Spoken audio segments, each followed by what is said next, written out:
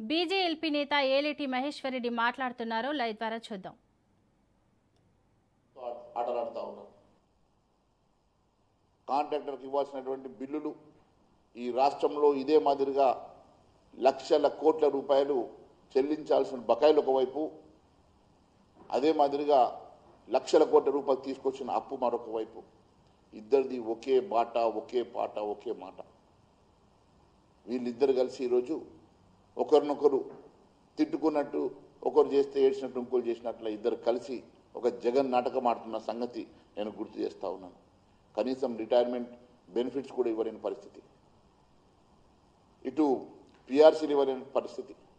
అన్ని వర్గాల ప్రజల్ని మోసం చేస్తున్నటువంటి ఈ ప్రభుత్వం కానీ, గతంలో టీఆర్ఎస్ ప్రభుత్వం చేసినటువంటి అవే తప్పిదాలు ఈరోజు కాంగ్రెస్ ప్రభుత్వం చేస్తున్నమాట వాస్తవం కాదని అడుగుతా ఉన్నాను.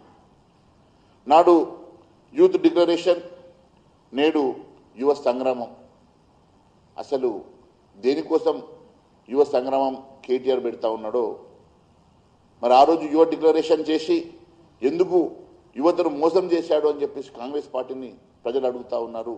అదే మాదిరిగా నువ్వు ఈ యువ సంగ్రామం దేనికోసం పెట్టినావు అని చెప్పి ప్రజలు నవ్వుకుంటా ఉన్నారు. నీ 9.5 సంవత్సరాల పాలనలో నువ్వు ఇచ్చినటువంటి హామీలు నెరవేర్చినవా కేటీఆర్? ఆ రోజు డిఫాక్టో సీఎంగా నువ్వే ఉండవు. ఉద్యోగాలు అడిగితే ఉద్యోగ నోటిఫికేషన్లు ఇవ్వవు. ఇచ్చిన నోటిఫికేషన్ 3 సార్లు పరీక్షలు రాయిస్తావు.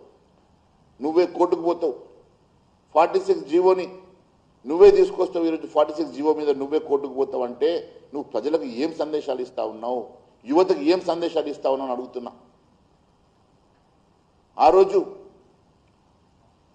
నువ్వు ఇచ్చినటువంటి నోటిఫికేషన్లే పూర్తిగా కాంట్రడిక్టరీగా 3 సార్లు పరీక్షలు రాయించి 46 జీవో ఆ రోజు నువ్వే తీసుకొచ్చి ఒకే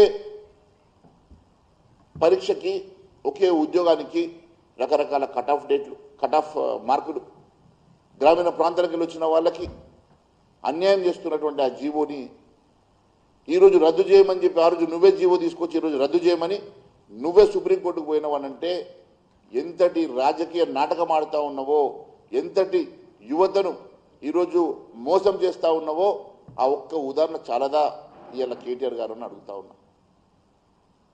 పూర్తిగా ఈరోజు ప్రజల్ని మోసం చేసి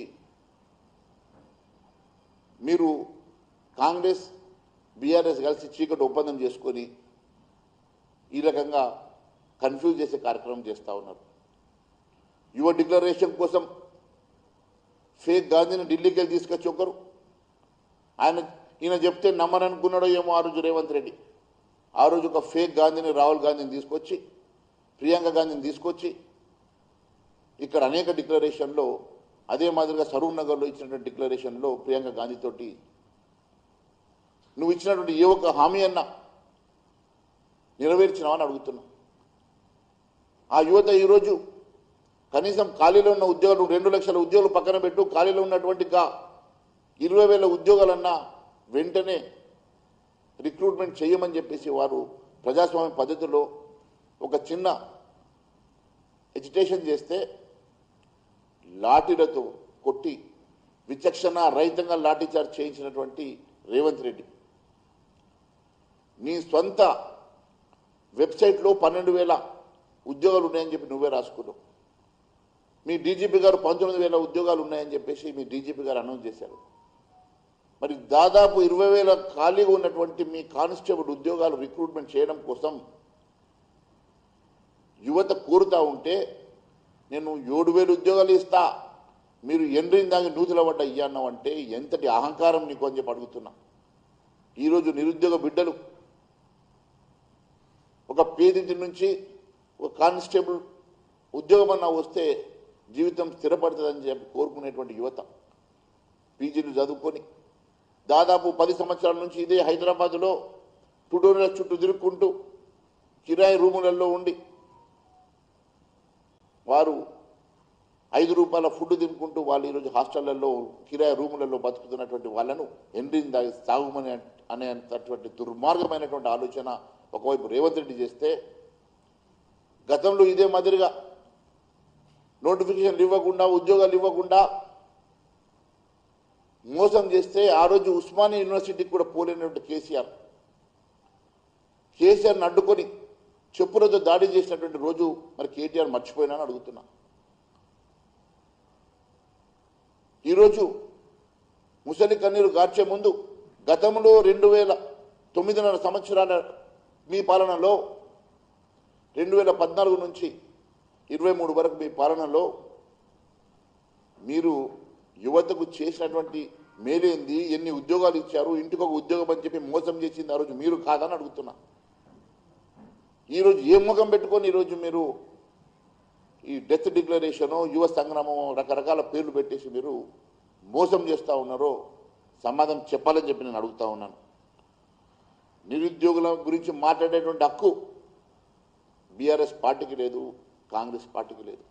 ఇద్దరు కలిసి యువతను మోసం చేసి నిరుద్యోగులను మోసం చేసి వారి జీవితాలతో చెలగాటమాడింది మీరు ఇద్దరు కాదా? రెండు పార్టీలు కావా? మీ టీఆర్ఎస్ మీ కాంగ్రెస్ పార్టీలు కావని అడుగుతా ఉన్నా. ఈరోజు అనేకమైనటువంటి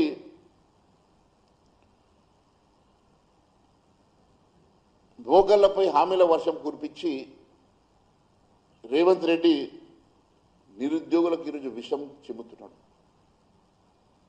హామీలు ఇచ్చేటప్పుడు దాదాపు ఈ ప్రాంతంలో 30 లక్షల మంది నిరుద్యోగ యువత అని చెప్పేసి మీరు రాహుల్ గాంధీ మాట్లాడిన రోజు వారి కుటుంబాలందరూ కలిసి ఓటేస్తే 1 కోటి ఓట్లు, ఆ 1 కోటి ఓట్ల కోసం నీవు ఆ రోజు పూర్తిగా ఈ ఓట్ల కోసం యువ డిక్లరేషన్ పేరు మీద వారిని మోసం చేసి ఈరోజు నీ గద్దెనెక్కిన తర్వాత వీళ్ళని ఎండిని దాగి సాగుమనేంతటి దుర్మార్గమైనటువంటి ఆలోచన చేస్తున్నామంటే మీరు ఇద్దరు టీఆర్ఎస్ కాంగ్రెస్ కలిసి మీరు చేసినటువంటి మోసం ఎట్టి పరిస్థితిలో నిరుద్యోగ యువత మర్చిపోదని చెప్పి నేను తెలియజేస్తా ఉన్నాను.